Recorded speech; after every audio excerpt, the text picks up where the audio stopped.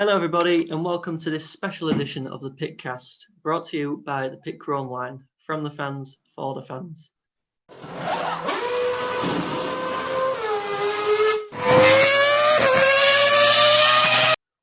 So this special episode is discussing Williams, who have recently been sold to Duralton Capital and have recently seen Claire and Frank Williams leave the team that Frank started all those years ago.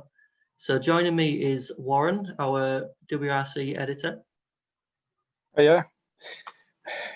And the crew chief himself, the boss, Simon. Hi there.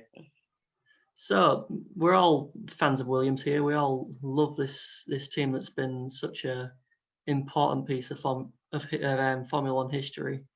So I'll start with you, Warren. What does Williams mean to you? You know, as a Formula One fan and a Williams fan. It means giving chances to all sorts of drivers from all sorts of walks of life, whether it be UK drivers or from other parts of the world. They've given so many opportunities to young drivers. So yeah, that's kind of what Williams means to me. Yes, Si, what about you? I mean, for me, Williams is where it all started. It was where my passion for Formula One really grew. I'd watched a few Grand Prix, and maybe towards the end of the season, I was very young. But then I remember staying up and watching that Grand Prix in 1986 where Nigel Mansell's tyre famously blew out on the Adelaide Straight. And it was a Brit who was going to be world champion. You know, that was everything. You know, it was, at that time we were, you know, I think very nationalistic, and we kind of followed our nation's drivers and our nation's team, and it was a British driver and a British team. You know, you're young, and that's what you go for. You don't know much else, but you know, my passion really grew from Williams. I mean, it's the story of Williams itself, the history behind the team, and you know the struggle they've had to keep going as, you know, one of the independent teams. Would you say this sale's been coming for a while? You know, like have we seen this coming for a while, and it's just been a case of when, if not when, not if? Yeah, it's a shame, isn't it? I guess, you know, with Sir Frank's health probably not doing the team any great favours, and you know, Claire's got a young family, so her fight to keep the team going for as long as she did was amazing. She did an amazing job. She gets a lot of criticism by the usual people on Twitter who really don't know anything, but you know, think they do. You know, she's done what she can. She's walked away from it, and the family should be extremely proud of what they've done. Hopefully the Williams name will last way into the future in the way that McLaren have and Ferrari have, whose, you know, owners have long since departed, and families have nothing to do with the teams. You do see Enzo Ferrari's son at the odd Grand Prix, don't you? So maybe we'll see Claire and maybe Jonathan at Grand Prix. I'm not sure if what's happening with the sale of Williams Historic, whether that's gone as well, but I know Jonathan Williams was running that. I mean, it'd just be a massive shame, wouldn't it, just to see the name Williams disappear off the grid, especially when it's been on it for 40 odd years now, nearly 50 years. It'd be a huge shame to lose that. I think the name's guaranteed, much as, you know, McLaren and Ferrari. I think part of the deal was they must keep the Williams name, but we have to hope that they can, you know, that's all very well as long as the team survives. You know, we've seen this before where teams have been bought. Lotus was bought in many guises and, you know, eventually failed. And we just have to keep our fingers crossed that, you know, the team and all the employees and all the work that's gone in keeps them afloat. I mean, the team seem in a better place now. Obviously, they've been sold. There's less sort of worry over the team about bringing money in. Could this be a turning point for Williams and getting them back up the grid where they think they belong?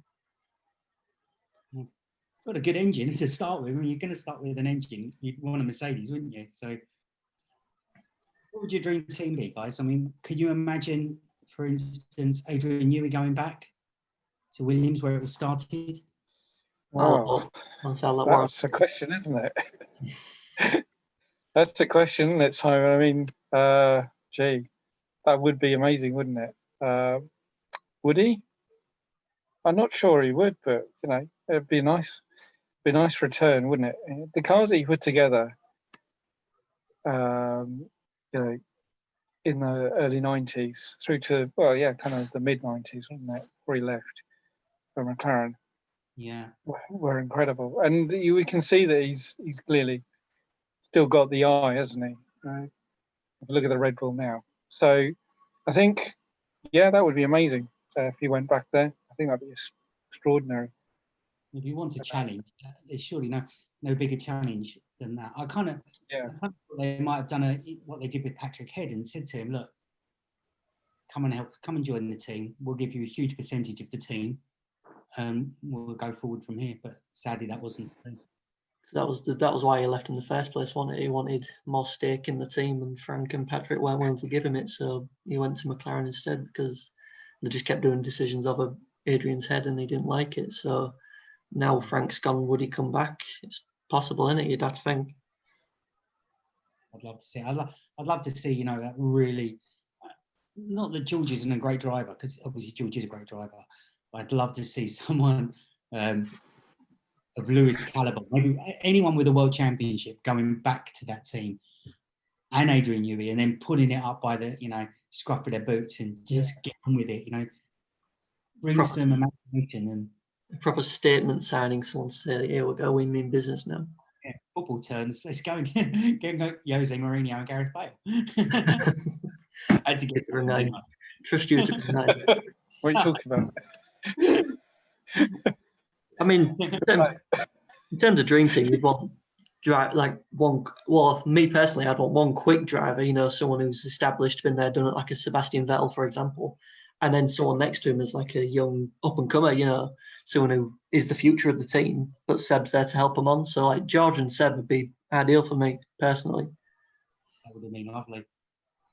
That would be amazing. Didn't Vettel recently buy Nigel's car?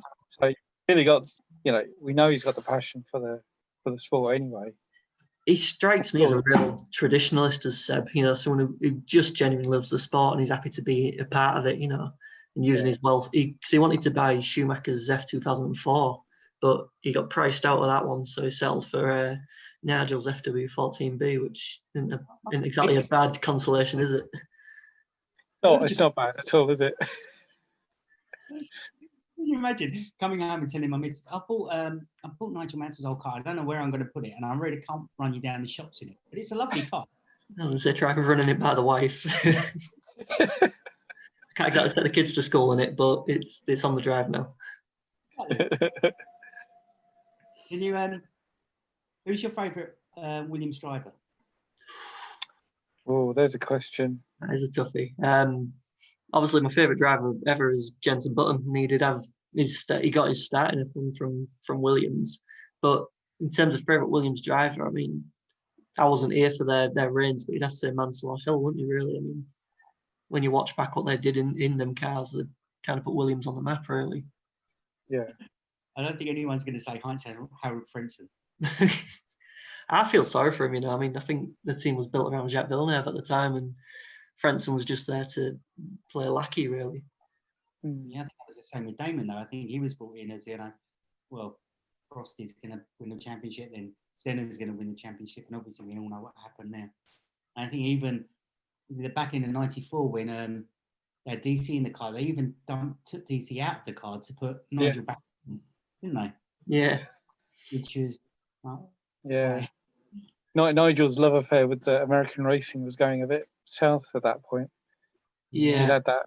He'd had that moment in that year's Indy 500, and where he got driven into by some pay driver. I can't even remember the name of the guy, and he was really cross about it all, and it was automatically looking at coming back, wasn't he? And Williams was obviously an obvious choice. I mean, he was probably still, despite what happened in '92. He's probably still sore from that Turkish shootout crash at Donington in '93 when Tiff Needell punted him off. That was big. Number 55. Ford Mondeo. Yeah. But I think for me, my probably I'd have to pick 3 drivers really for Williams. Definitely the 2 Brits, Damon and Nigel. not Coulthard. Yeah. Coulthard's a great guy. I like him, but he didn't win a title, did he? And my biggest memory of him is probably driving into the wall at the pit lane. Yes. What was that? 95 Australia, I think. That was 1995, I think, wasn't it? Australia 95. He had a full year with Williams that year. Wow. Yeah, and he took his suspension out. And the other one, somewhat controversially, Jacques Villeneuve. I mean, he was a good driver, wasn't he? I mean, he won the title. Not that he had much competition once Schumacher got binned off. Pole on his debut. You know, could have won the race, but for an oil leak where he went off the track at first turn. I think rivalry, going back a bit, but that rivalry with Nelson Piquet and Mansell, was it? Where were they? Was that Silverstone where they were right next to each other? That famous shot. Yeah. Yeah. I mean, and they hated each other, didn't they? Well, I think Piquet, real wind-up merchant, used to say things about his wife. He'd make these cricketers and their. It was all mind games, so it's all just to get each other's heads in it when you're fighting each other. Yeah. The Mansell reacted, which of course PK loved that, I'm sure. But before my time, I didn't watch the sport then. I watched that race though. I think a thing has to be, an honourable mention has to be sort of more modern eras, Juan Pablo Montoya. I mean, when I started watching F1, he was the one taking the fight to Schumacher, fighting him nearly literally on every weekend when they clashed into each other. And he was just rapid, electrifying pace every weekend, qualifying, and then he'd have to take the fight to Schumacher for the race because Barrichello wasn't going to do it. Wasn't his problem though that he just? I remember him being on a podium. I can't remember. It might have been Brazil, and he was literally busting out of his racing suit, where he'd been over. I hate to say it, but he liked his burgers, didn't he? Loved the guy, but he loved his burgers. I'll never get over that, But yeah. I can't blame him if he can get in an F1 car and still eat burgers, and he's doing something right, isn't he? Yeah, he should have won a world championship, really, shouldn't he? He was that good. He was that good. Yeah, he's that good. With 2006, was it? No, that's a bit late, isn't it? He was at McLaren. 2003. Yeah. 2003. They were doing really well, and they had the Michelins that year, didn't they? Schumacher was weak. Raikkonen was, I think, a point off the title, and Montoya could have easily done it. Yeah, but didn't they change something that they could do with the tyres? Yeah, to benefit Ferrari after a few races. And it screwed up their hopes. Absolutely. But that would have been a title, yeah. So, I mean, I don't think any of us will remember it, but Williams got the first win at Silverstone. I think it was 1979. Claire Regazzoni picked that up. So that's where it all sort of really began for Williams in terms of success, wasn't it? With Claire Regazzoni, Carlos Reutemann, and all them. Their first win, I think it was definitely the British Grand Prix. Was it at Silverstone or was it France? Yeah, it was Silverstone. I'm pretty sure. You see, drivers were much older back in the day. And it's like you want to get this, but pop stars for us in the 80s growing up, they were all like mid-20s. Now you look at pop stars today and they're like 17, 18. And it's the same with Formula One drivers. How old was Damon Hill when he joined Williams? He was 30. Sorry? Because I think he was in his 30s because he'd been a test driver he drove for Bradman, didn't he, in 92, and then came in late on. Who? No one comes into Formula One in their 30s anymore, do they? No. We Lafitte, and he's mid-20s, and everyone's saying he's too old. So it's just a weird world. It's like in F2 now. I mean, it's like there's a few drivers in their mid-20s. They're all saying, "No, they're too old now. Bin them off." But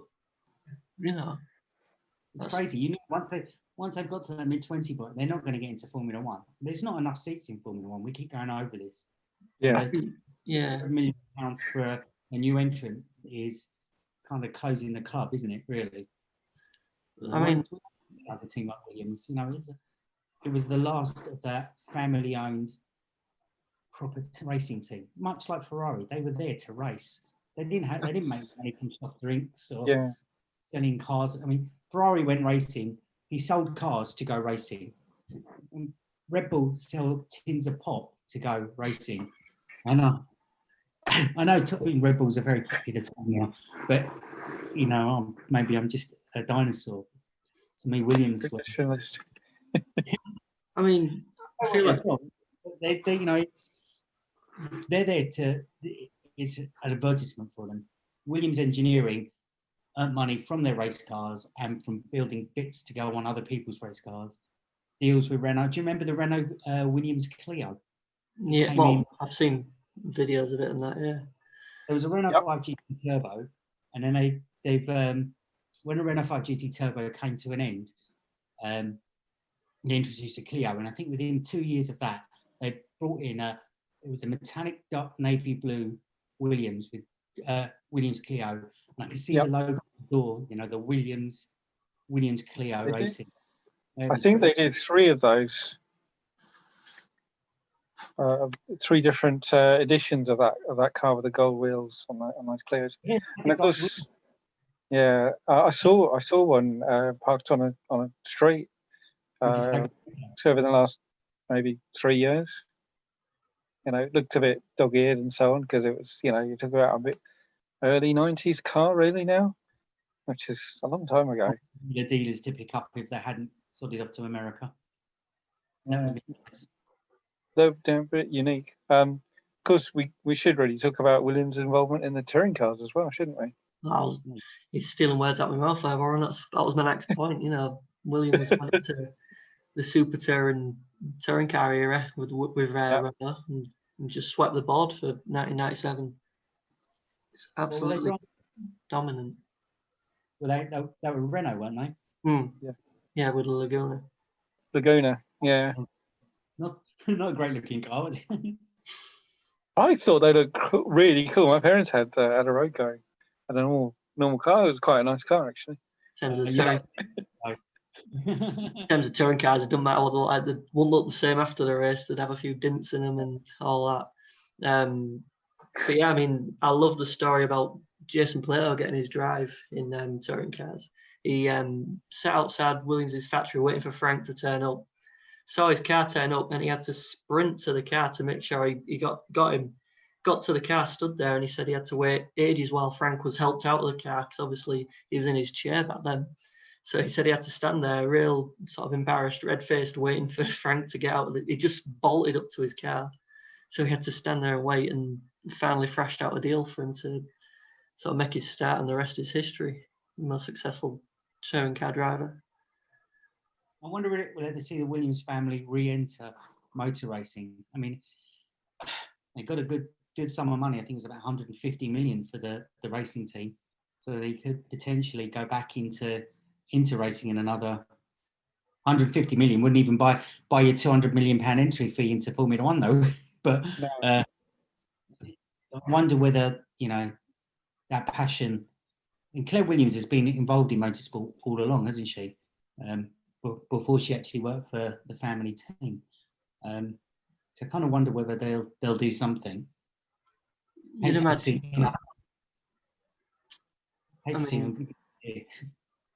him leaving it for long. I mean, surely the urge to do something will come back. It's like, you miss the sort of the buzz, the atmosphere and everything. You just want to get back into it at some form, whether it's a lower formula or something different. I mean, I don't think they go back to touring cars as such, but I think of something, maybe GTs. Proper racing, it's more affordable. Formula One's become, as we know, too much of a possession recently, and it's not, it's not the Lewis era. It was, it's happened. There's been, the Schumacher era before that, and the Seb era. Is, someone gets ahead and then no one can catch up for whatever reason. There's something, as I wrote in an article, there's something wrong. Anyone remember the Alan Jones era? It's kind of what I know. I know the history of it. Yeah, Wasn't Jones leading that race in '79? yeah, he was. But had a retirement, and then of course he went on to win the title the following year, the first Williams World Championship. I don't even know how many races he won, but he was, one of those legends, wasn't he? Well, it was interesting. You look, we had we had much less races back then. So, Keke Rosberg, I think, won the World Championship with just a handful of races. And in the Williams, I think he only won one race that season. He won the title. Yeah, so I seem to remember.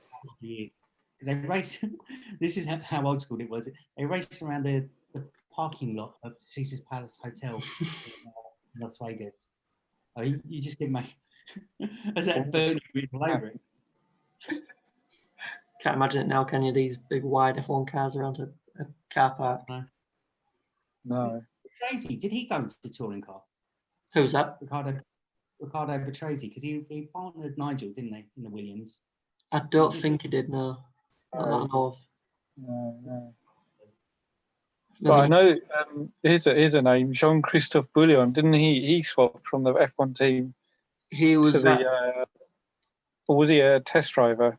He did race in touring cars. I think it was 1999 when Alain Menu left. They put Bouillon and Plato in the car, and he did nothing really. But then Renault wasn't really much, because I think Williams were ending their participation in touring cars by then. Zanardi, he was for Williams, didn't he?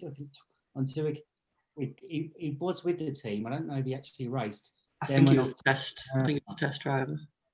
Yeah, and then he came back and he drove. Sauber, I think. He did drive for Sauber in '95. I know that much. Yeah. So he didn't drive for Williams. He drove. I can't remember that. I think back then they had Damon Hill, David Jens, Alan Prost. That was a weird one. He came back, retired, won a championship and retired again. Retired again, yeah. Well, he was going to drive. Never really warmed him. I don't know. He was going to drive someone else. Yeah. I mean, after that, really, it all sort of went downhill after Jacques and Damon. You had Ralf Schumacher and Alex Zanardi, and then Jenson Button came in for the BMW era. But the BMW project just didn't really. I don't think it hit the expectations everyone had, really. No. It was a stonking engine, wasn't it? But losing Newey really affected it. I think if they kept Newey, then we would have seen something quite different, wouldn't we? And maybe Williams wouldn't be in the position where it is, effectively now. I mean, would Schumacher have 7 titles? Well, you'd say the same about Ferrari and Brawn. If they'd given Brawn the keys to the company, they would have just kept on winning. They would have held it together. That'd have been a no-brainer, wouldn't it?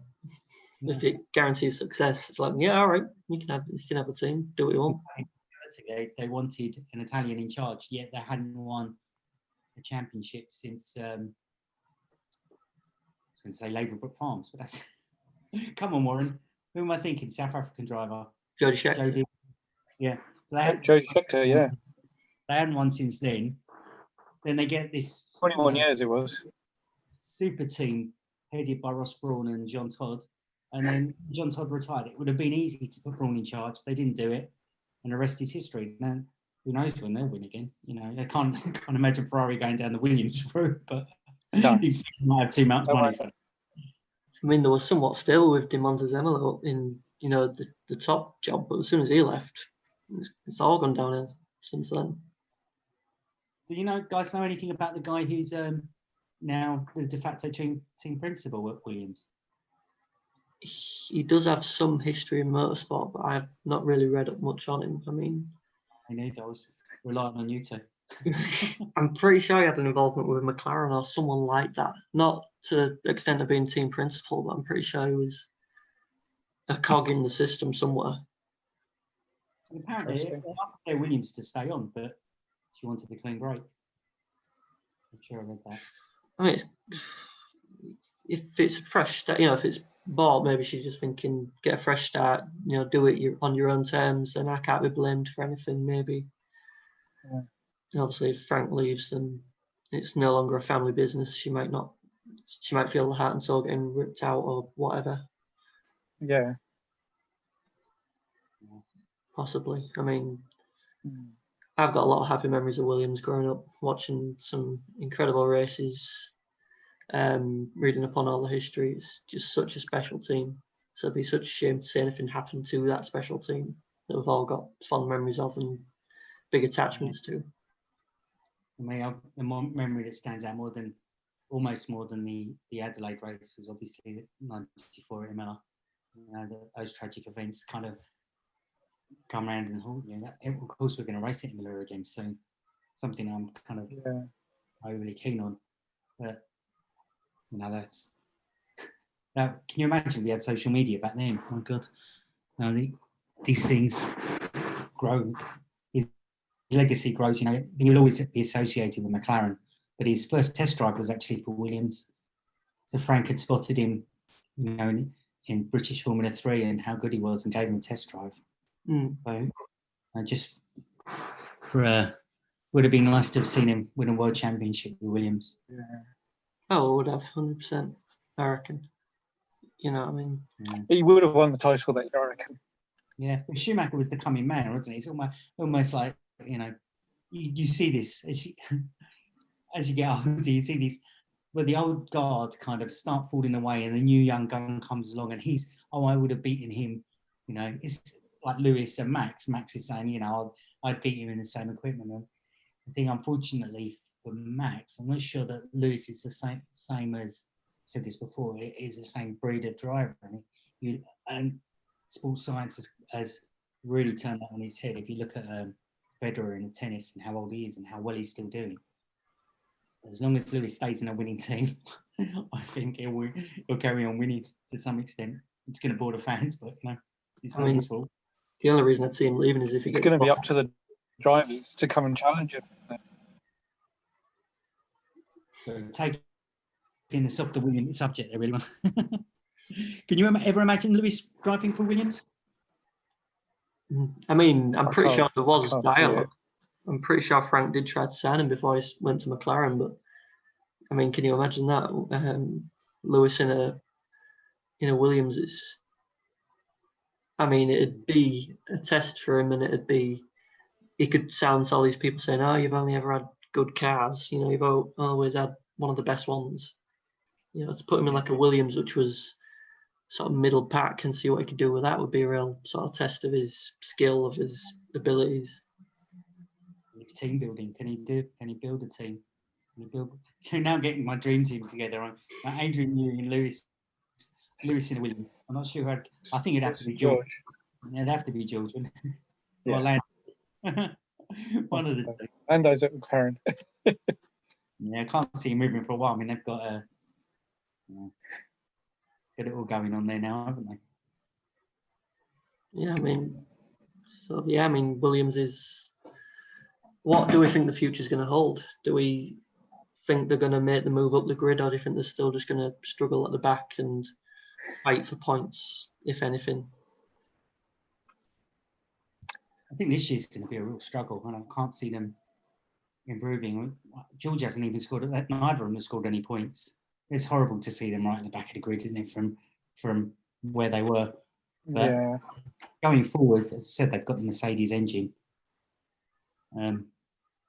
It's how much they can change that car, and how much the rules have changed. I mean, can they literally go and take some photos that, like Racing Point have done and build a car around that? I mean, it's not in their DNA to do that. You know, they've always been someone who makes their own car, builds their own car. But this is a new team, though. You know, it's new owners. You know, they might start doing things like that. You know, they might.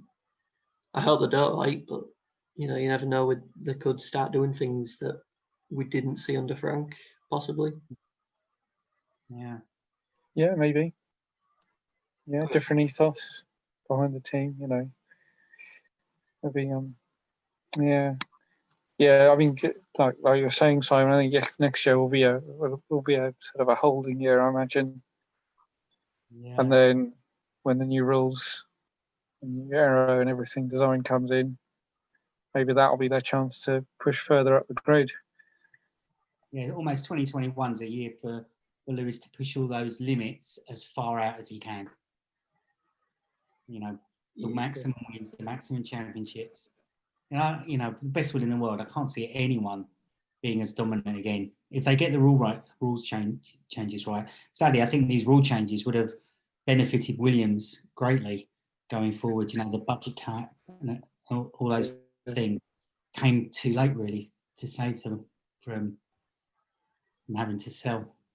Yeah. I still support them. Still be a Williams supporter. Always. All these McLaren lovies on Twitter, you know, best fans ever. No. We're Williams. I mean, you never know. They might have been focusing on 2022 all along, and they're going to be the best team on the grid by a country mile. Yeah. Well, it's happened before. Look, well, Honda / Brawn. You know?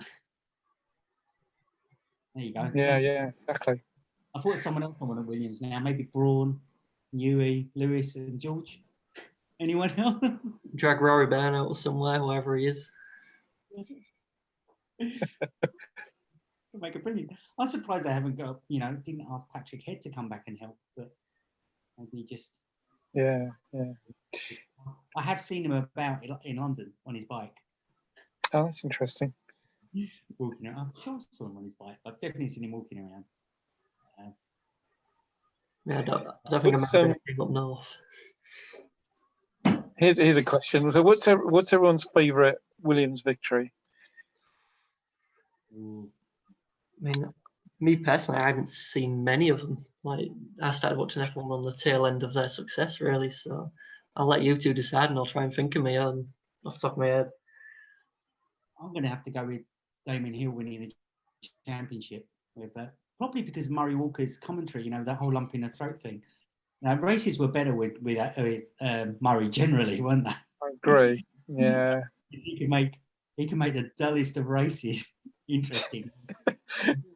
That heyday with, you know, that connection that he had with Damon because he knew his father and he knew the family, and the amount I haven't seen that much emotion from to winning the championship. I would say I've seen that emotion when Gasly won a race. That was kind of similar in a kind of strange way. You know, that kind of wow. You know, that's a moment I'm going to remember. I'm going to remember him sitting on the podium on his own there after everyone had gone and left the party. It's a similar thing with Damon. You know, just passing it is Georgie, his wife, hanging over the catchment fence and cheering him on. And no one, I don't think, you know, the best win in the world. When Damon joined Williams, we thought he was a world champion. We thought maybe he'd win a race. It was a great car. But because of the, you know, the tragic events of Imola, and he become de facto #1 driver after Prost had retired. It was just amazing. For me, that's my favourite victory. Warren? Probably. Yeah, I think I'd agree with you, but you've got to remember Mansell's victory in '92, and when he won the title in Hungary that year, with still a number of races to go.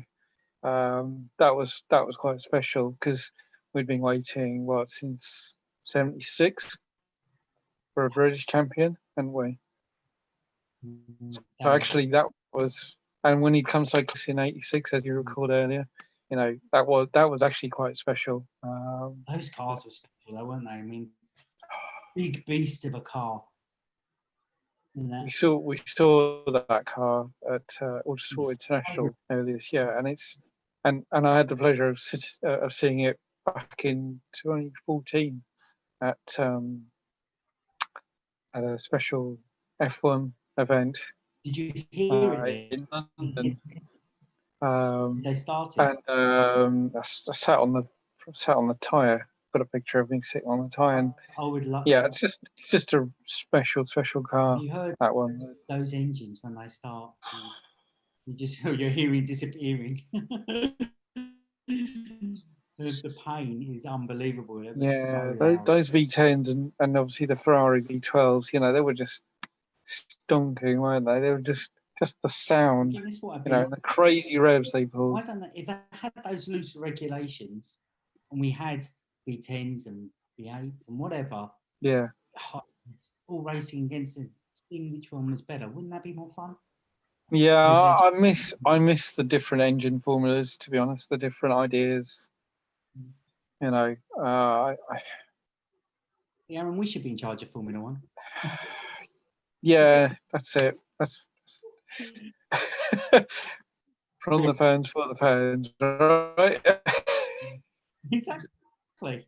I As mean, I say, from the fans for the fans. We can do this. Yeah, it's all just we're become a wasted uniform, our hasn't it? current jobs. I mean, they're all using the same 2 or 3 engines. They're all got to stick to these same regulations. It's just boring. You know, it's just boring. I mean, back then, you know, you could kind of do what you want really, as long as you kept some form of rule. You know, so you know it was just a lot better. Like the 80s, you look at all the drivers that was about. You know, PK, Mansell, Senna, Prost, Berger, and Alboreto to a lower extent. You know, all fighting for wins, and 3 or 4 different constructors all fighting for wins. It was just so much better. Am I right in thinking that Williams were the last British team on the grid? Technically. Yeah. McLaren are, I don't know why it's McLaren anymore. They race under the British flag, don't they? But Yeah. they're really, American owned, aren't they, or something? and their founder was from New Zealand. People seem to forget that. He wasn't, you know, yes, he lived here, but he was from New Zealand, born and bred. I mean, Yeah. Williams kind of last of an old guard of, you know, like Tyrrell, Brabham, McLaren, Williams, all these British independent. Uncle King. Do You you know. remember that? Did you see that? Any of that, Aaron? No, I think Tyrrell left in what 97, 98, and it started watching F1 till 2002. He was a character. I mean, I think at one time he had Brundle and Blundell in his team. Yeah. Yeah, he did. Yeah. A white car. I really remember it. And a lanky guy that you wouldn't have thought was a motorsport man at all. I have this picture of him and, you know, Sir Frank and Ron Dennis. As you say, real characters. And look at some of the robots that are involved now. It's not quite the same. Yeah, I mean, what do we think of? I mean, who do we think at the moment is kind of like that kind of character in Formula One? Could be like that, you know. There's Gunter Steiner, isn't there? He's a character, I guess. You know, if you watch all the Netflix series. Him, do we? We have to bleep all that out. I mean, yeah. I mean, like you said, there is somewhat, yeah, robotic. I mean, Toto sounds like a robot. I'll be back. Binotto's just, I don't want to say useless because that's a bit harsh, but I don't, you know. You don't have any faith there. There's no redeeming quality. There's nothing I can say where I'm like, oh, he's doing all right at this, because they're only going backwards. I mean, I don't know if that's all Binotto's fault. It probably isn't, but Stuck with Arab Aveni or whatever. If I got that right. he's not. At least he was a bit of a character, wasn't he? With his dropping his glass shades over his eyes and whatever. But, no, I mean, yeah, well, it's not really. He's the head of the team, isn't he? Not the race team. It's hard to name them all, really. Cyril Attab, whatever his surname is, that it escapes my mind. Yeah. Christian Horner. Vice Boy. Sorry, had to be done. Franz Tost as well at AlphaTauri. Yeah, he seems there's a bit more about him, isn't there? But yeah, like you say, it's a struggle. I mean, there was a time where you could name them all, you know, piece of cake, you know. But now, I used to do when I couldn't sleep at night. I used to try and recite all the team names in my head and all the drivers and then all the team managers. I hardly ever got past, you know, half of the team managers, and he used to knock me out. I don't think I could. A handful that you really pay attention to, or maybe it's because Sky don't pay attention to them. It would be interesting to see if they interview the new guy at Williams this weekend in Sochi. But probably won't give them that much time. Can you guys recall all the drivers that have driven for Williams? How many names can you pick out? we obviously mentioned quite a few already, but Probably not. there's a question. See, I do all these silly quizzes online, so I know most of them off the top of my head anyway. I've never seen them race. I'm just. I'm gonna go on, Simon. You can have a go because obviously they're kind of your team. You're kind of. I'm old. My memory's shot. Clay Regazzoni. Go on, have a go. Clay Regazzoni, Alan Jones, Damon, Nigel, Jensen, Alain Prost, and Senna, Ralph Schumacher, Juan Pablo Montoya. Struggle from there. George. There's been so many. A lot that I haven't taken any notice of, unfortunately. Too easily forgettable. Riccardo Patrese. There's a few point answers in there. Like who remembers Thierry Boutsen? Won 3 races. Won 3 races. Yeah, wasn't one of them Hungary? Yep, 990. He kept Senna behind him the whole race, basically. And do we remember Jean-Louis Schlesser? Oh God, yeah, no. I remember that name. Very I special. remember that name, but... Special for all the wrong reasons. Deputising for Mansell in '88 at Monza because he had chicken pox, I think. And Senna was leading. He came to lap Schlesser, and Schlesser took Senna out. Ferrari got 1-2 at Monza 2 weeks after Enzo had died, and it was the only Grand Prix that year McLaren didn't win. I remember that. Yeah. Good old Schlesser. It was his fault. Nakajima, who remembers Nakajima driving for the team? He did all right, to be fair, in that Williams. I mean, they were a midfield outfit by then, so I mean, he kept Rosberg modest. I think he did all right. Yeah, what about the 2 Rosbergs? Yeah. Yeah, there's been a few. I mean, Jonathan Palmer raced for Williams, didn't he, at one point? We did? Jonathan Palmer. Oh, okay. Very long time ago. Didn't Tiffany go? I don't think it was Williams, but he did test drive for someone, didn't he? Or did try and race for someone, didn't qualify. Yeah, he did. Qualify. Oh, you think he did? He hasn't done too badly for himself, though. No. Just went into TV, didn't he? Look at the Tory Grand Prix, and you think there's quite a few of those that you would have thought had a shot, especially with a team like Williams. Anyone else you've got there, Aaron? What else was there? I mean, obviously, Carlos Reutemann did, and he nearly won the title in '81. Very good driver on his day. Alex Zanardi, I think, he only got 1 season because there was some red tape involved why he only got 1 season, but he was a good driver, as he showed in IndyCar. Yeah. PK, obviously. Yeah, Nelson PK. And there's ones like Antonio Pizzonia. Oh yeah, wasn't he called Jungle Boy?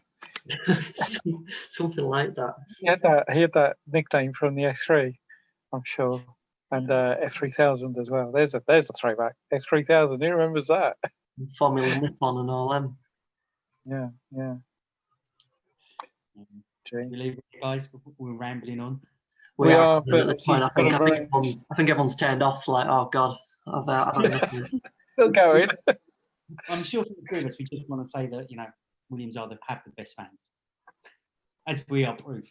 When the McLaren fans get to the end of this, I'm going to get some grief. We could probably say anything at this point, and I don't think we'll get any backlash for it. I don't think anyone's listening. Well, we've enjoyed it, so we don't care. Yeah, exactly. It's from the fans for the fans. Hopefully, someone's listened and enjoyed it. That's the main, isn't it? We'll send it out into space and see how far it goes. Yeah, we'll round it off there, and I think, boys, if you've got no else, we got there eventually. So yeah, brilliant. So that was the Williams special. Thanks for listening. If you have got this far, don't forget to follow us on all the relevant platforms: Twitter, Facebook. This will be on Spotify, on YouTube. We can give our social handles out as we do at the end of every episode. So I've been Aaron Erwin7 on Twitter. Warren? Yeah, I'm Warren S. Snell, or Pit Crew WRC editor. You can search me out that way. Nice one. Simon? I'm the F1 taxi. Yeah. Oops. The one and only. So thanks for listening, everyone, and we will see you out on track.